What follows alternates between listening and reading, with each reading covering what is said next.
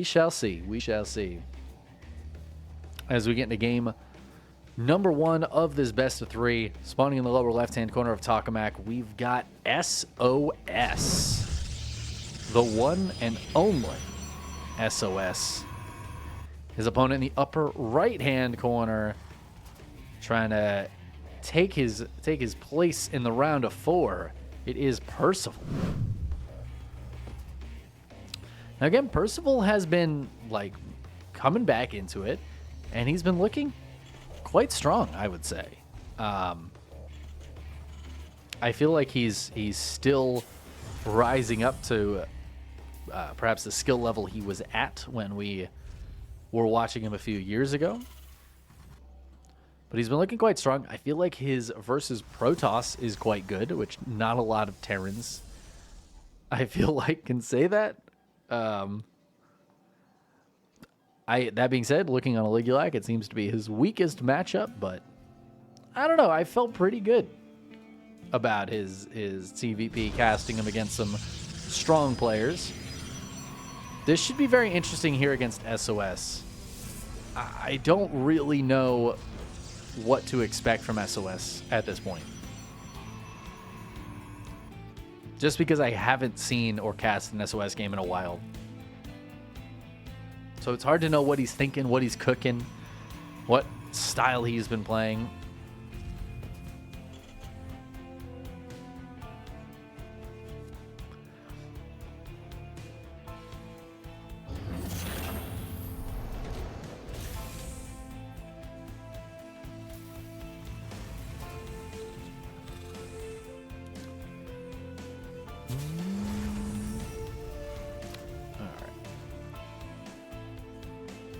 Percival, I expect to open pretty standard here, and this does... Oh, it's a tech lab. It's a Cyclone opening, maybe? Interesting. Interesting. Yeah, I read through a couple of the changes, but I actually... I had meant to look through the full patch notes before this, and I did not.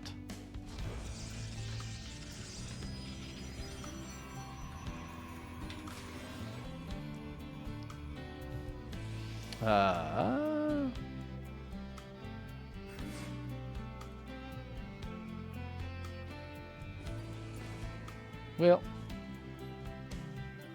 I don't know.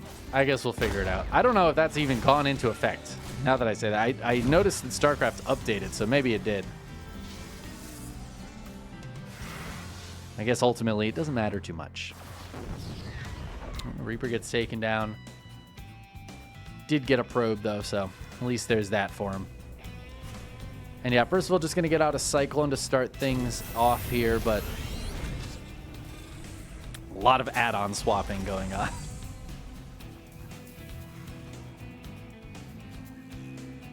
I'm not sure if he scouted. Yeah, he didn't quite get a scout on the Stargate. It's very far back.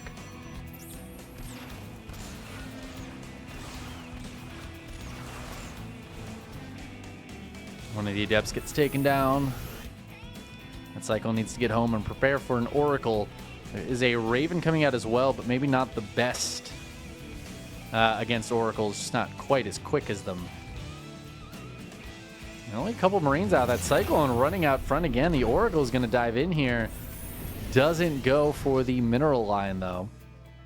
Which I feel like actually would have been quite good for sOs. That Cyclone was still a bit away from getting in there. I do think there was a second Oracle. No, the second Oracle was canceled. Or maybe it was the first Oracle I saw in the production queue there. It's actually Void Rays coming out, which is very strange to me. sOs unfortunately misses this Raven, so it is going to drop an auto turret and get a probe or two, and then it will promptly die. I think it just got one probe and then almost killed this Adept. Is this Raven going to live? Are Ravens faster than Void Rays? I guess I kind of feel like a Raven should be slightly faster than a Void Ray, but I'm not sure I've seen a Void Ray chase a Raven like that to know. That sentry could have helped. Unfortunate. Falcon Paladin, thank you so much for the raid. I hope you had a lovely stream. Percival seems to be gearing up for some Marine tank shenanigans. 3v3s. Ooh, 3v3s are good. I haven't played a good team game in a long time. Some of the most fun StarCraft you can play. I do kind of wish team games had took off a bit more in StarCraft. Not that it really needs like a competitive circuit, but it's just fun. It's fun to play. All right, Percival's coming across the map now. Oh, he is bringing the boys, and I think it will be spotted now, but is now too late. SOS going to try to maybe bait him into the stasis, but the Raven's there still. That alive Raven. I just don't think SOS has enough here. It looks like Percival might be able to just get a win right off the bat in game number 1. Turns out a lot of Stim Marines is very strong against Void Rays, and this base isn't doing so hot. That is going to go down. Zealots do not have charge just yet. Oh, and there's the big Stim. Auto turret going down as well. I don't think Armor is going to get a chance to finish. Percival is just trying desperately to stay alive, warping in as many Zealots as possible. The army supply so heavily in favor of Percival, and there's just so many Marines. I don't see a way for SOS to deal with this Marine count. Shield batteries aren't quite what they used to be, and Percival is poised to take game number 1 here against SOS. There it is, GG. Percival with a very nice two base timing.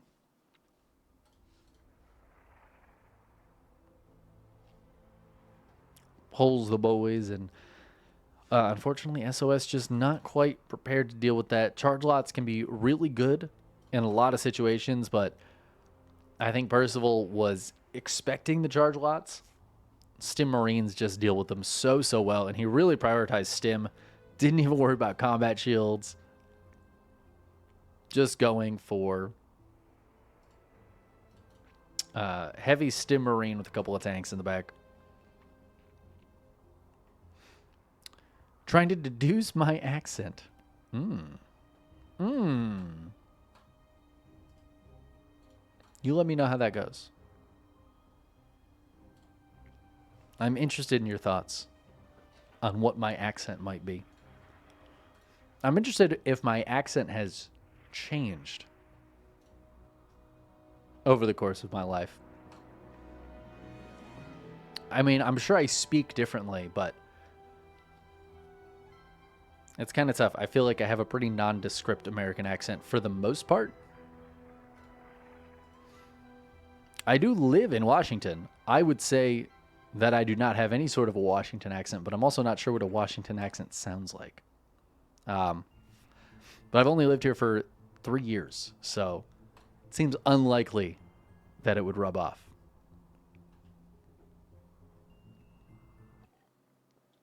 I do tend to speak pretty relaxed. That's true.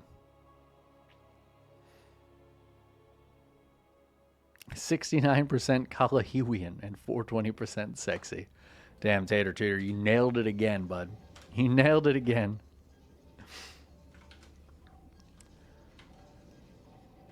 Anyways, Paulie Walnuts, you did a great job. Good deduction. Also, I have done the scores wrong here. As we get into game number 2 on Leyline, spawning in the upper right-hand corner. Everybody loves him. It's SOS. I know it's a barcode, but this is the SOS, the real SOS. Hopefully real SOS. Pretty sure real SOS. His opponent in the lower left-hand corner, the blue Terran, it is Percival.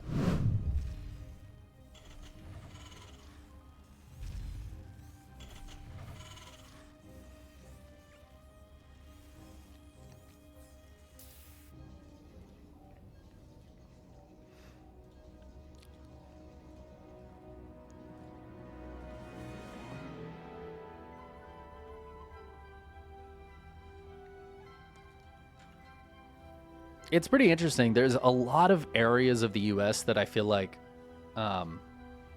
don't have a very specific accent. Like, there is just a generic American accent, which I feel like is kind of what I have. In a lot of places, most people just have that kind of accent. I don't know. I tend to pick up little bits of accent here and there. Maybe I've picked up some of the Washington accent. I don't know. I don't know what that would even be. I do know one person from Washington that pronounces it Washington, but I think that's pretty rare for Washington, actually. Arizona, like, yeah, I couldn't tell you an Arizona accent. That's true for a lot of places. Usually it's like cities have specific accents. You know, obviously there's things like New York, Chicago, Boston. Those are very specific accents. And then there are regional accents. There's southern accents. There are quite a few different southern accents. And I actually feel like, so I grew up in upstate New York. And there's a very kind of clear southerny accent. Actually, maybe more... maybe closer to Appalachian accent that a lot of people in upstate New York have.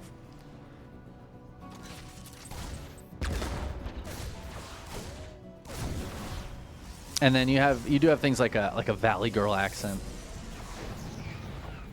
Oh yeah, Baltimore. Baltimore has a very specific accent. I like Philly and Pittsburgh. The fact that in Pittsburgh they say the word yins, I'll never understand it. How is that a thing? How is that a thing you say? I don't know. I love them for it. I mean, I lived a long time in Hawaii, and I actually just went and visited there. There is a very specific accent of people who were born and raised in Hawaii, and I mean, honestly, even an entire, like, Creole language that local people in Hawaii speak. But I don't know, I tend to... My accent fluctuates quite a bit. I mean, I feel like a big part of what you're hearing right now is just streamer accent, which is probably pretty West Coast. I think a lot of the way streamers present themselves is kind of West Coasty. It's in like broadcasters in general. Because I feel like a lot of that is based in, like, a lot of kind of older school broadcasting was in California, right? So I think it makes sense that that would kind of be what we are basing a lot of our broadcasting, the way we speak on, even years later.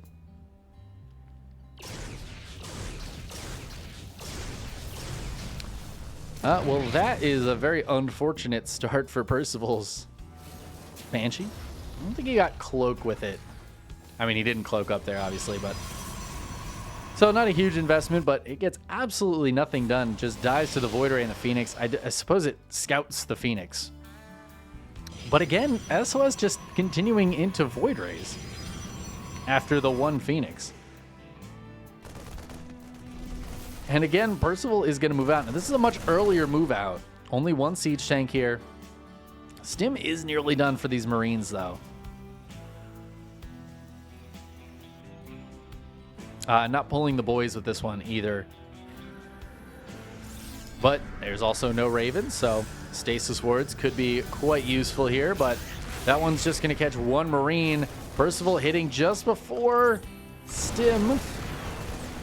But Charge is a long ways away here. SOS trying to fight, push this back a little bit with the Void Rays. Stim is now done. Only one medevac, though.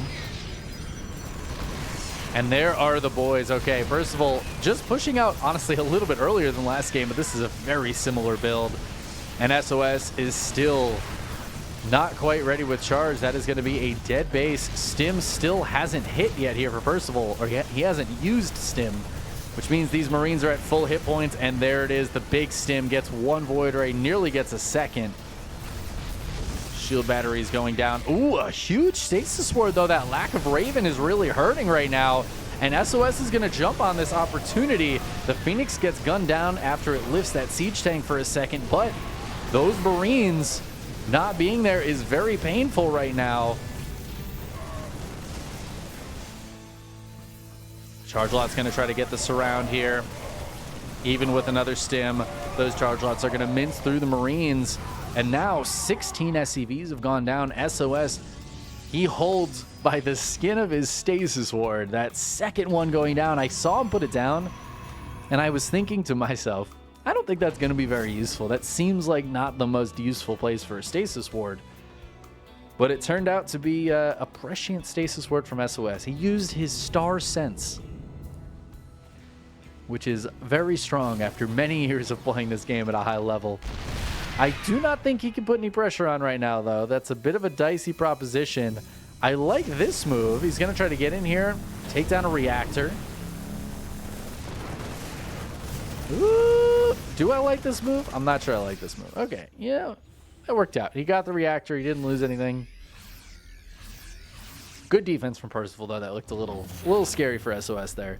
But behind this, he's taking a third. So he's just putting this pressure on. He's not trying to kill Percival. Just wants to keep him back and see what he's up to. He saw no third base. Percival is just now starting it. So SOS can still hold on to that economic advantage that he had for a tiny bit. And then really just increased after holding that attack. So now Percival is going to need to find more damage. He's going to try to move up here with a double drop. SOS has a pylon in preparation. But I mean, he doesn't have Blink Stalkers. So 4 Void Rays will kill a medevac very quickly. Oh, and the Charge Lot's coming up now. Oh, he just so close to getting one of those medevacs. Couple of Archons here as well. Man. Oh, and Percival going for a Widowmine drop. I like this. Now, SOS was just looking there, but yeah, it looks like he's going to be able to pull in time.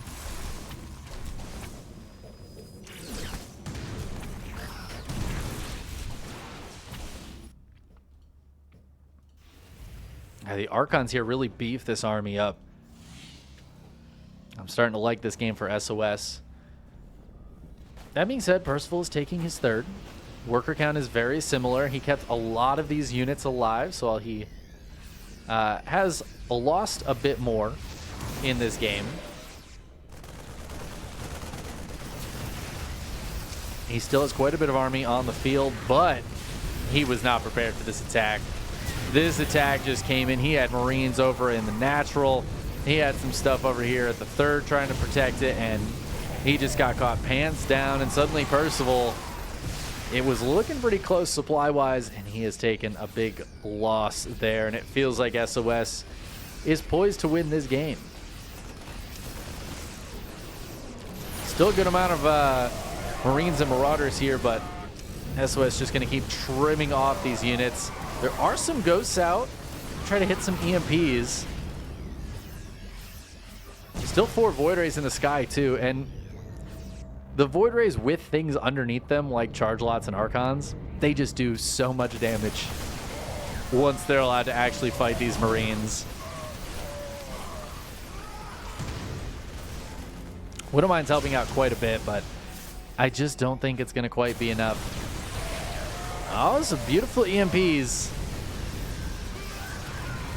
I mean, Percival might clean this up. I don't know. All right. These 2 Void Rays surviving is huge here because that is now likely a dead CC. Down it goes. And even if SOS loses all of this now, he just has such a commanding economic lead. His 4th base is finishing up. He's ahead 15 workers, which is not a huge amount, but he's getting a Colossus out as well, chrono boosting his +2 as well as his thermal lance. If Percival was hitting right now Right now, I could maybe give him something, but by the time he gets there, oh, there's 2 Colossi being made. Excuse me. Yeah, there's going to be 2 Colossi. He's just taking a little too long. I'm not sure it would have mattered in either case, but SOS's army is getting very, very powerful.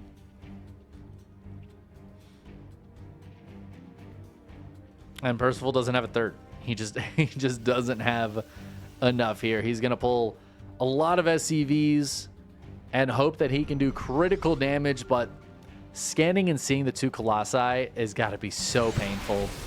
The EMP is genuinely fantastic, about as good as an EMP can be, but I just don't think it's going to matter. Thermal Lance is now done. More charge lots warping in.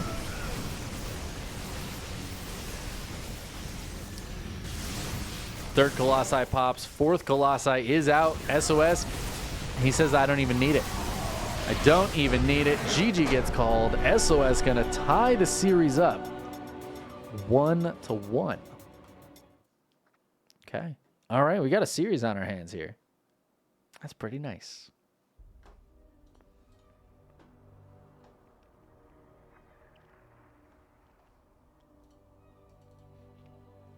Looks like means on the bottom side of the bracket has finished up quite quickly. Beyond took down Inexorable. Classic took down Nice, although Nice did take a game. So we have Beyond versus Classic going on down there. I believe Light is casting that over on the Cranky Ducklings channel. If you're interested in Beyond Classic, check that out. We're going to get into game 3 here pretty shortly.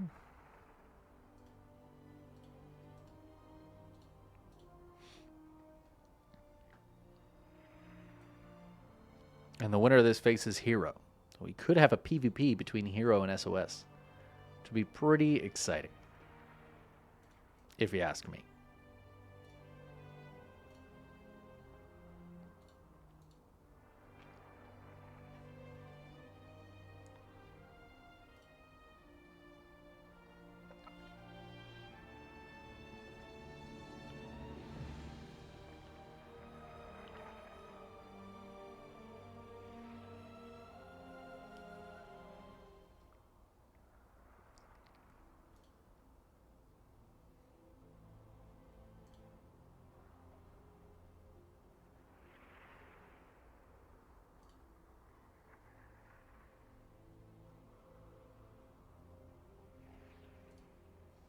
All right, game 3. Going to be on Torches. Oh, it's a good map. I like this map. Kirk down Percival, the one and only Jean Sim. The one and only.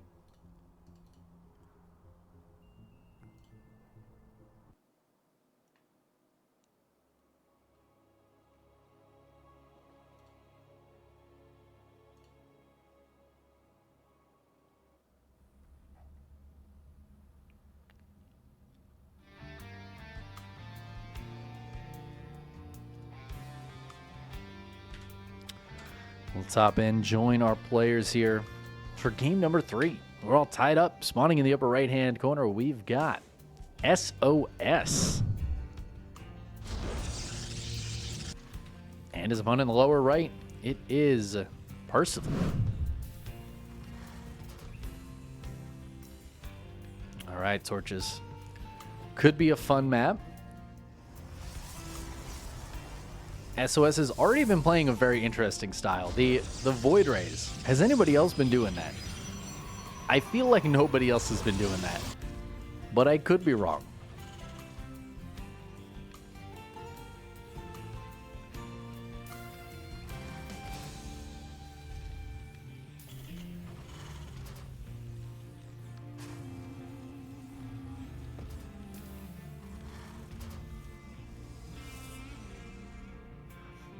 This is the kind of map that, were this a GSL round of 4, I would expect SOS to have a very particular build on that nobody has ever thought of before.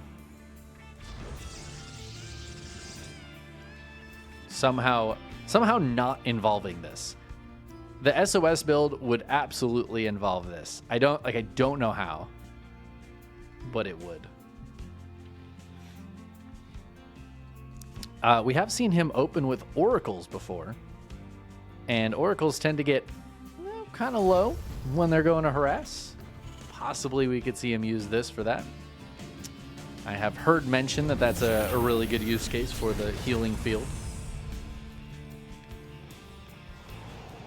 Other than that, it really gets used a lot more later on in the game when there's 4th and 5th bases out here to pressure. You know, taking this base or this base can be really, really tough if your opponent wants to put some pressure on near that healing field. It does heal so quickly. Just have to be careful. There's a giant hole in the floor, you know? It's like a void back there. It's terrifying. Gotta be really careful. Has another one over here, man. Just holes in the floor all over the place.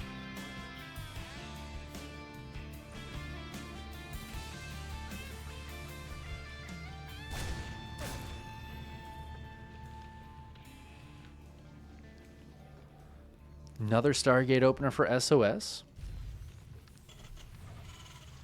Percival opening a bit different this time. So the last 2 games have been pretty much the same builds, some slight differences here and there. Raven versus Banshee. Games 1 and 2. And he pushed out a little earlier in game 2. But other than that, we're pretty similar builds. This game, though, seems like it's going to be a maybe Widowmine Marine drop to put some pressure on.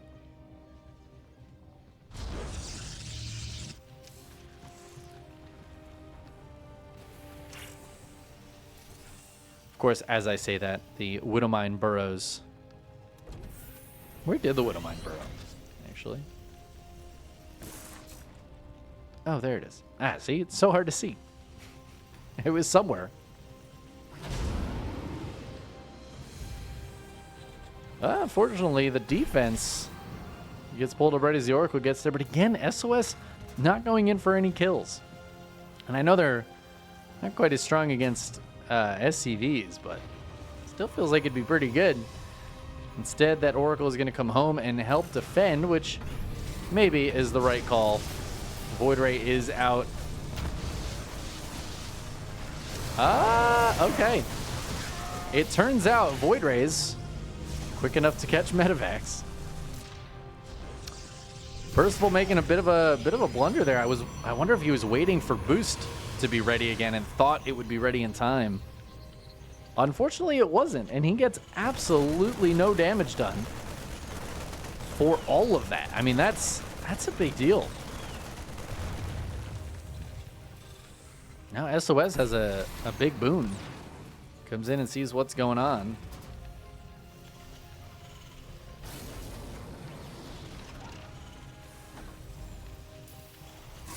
Yeah, SOS just going to go ahead and take a third immediately.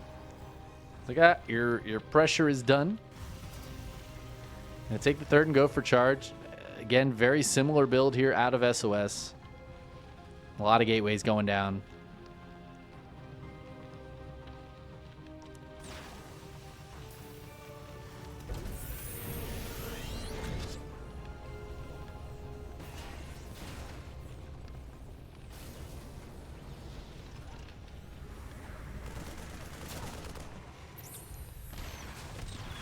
Looks like Percival, a bit of a more standard setup here.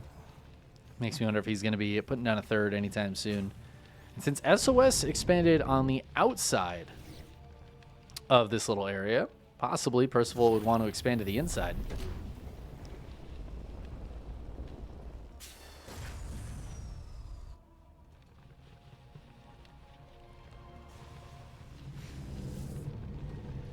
Yeah, this is the same setup for SOS as it was last game.